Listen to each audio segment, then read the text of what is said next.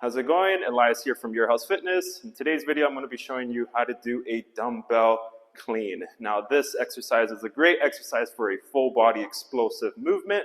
How we're going to perform this is we always want to start off with a warm-up, but you want to grab yourself a good weight that's challenging once you get that warm-up done.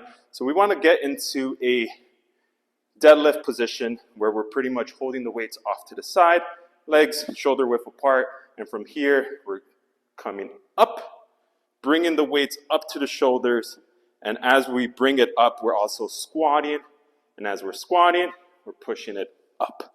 So using that explosiveness, and that should look something like this, down, and then up, and back down, and then up.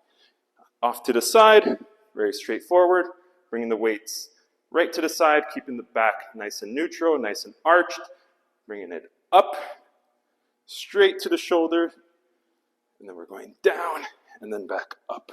So this movement, like I mentioned, it's great explosive power for the full body, so definitely incorporate it in your program.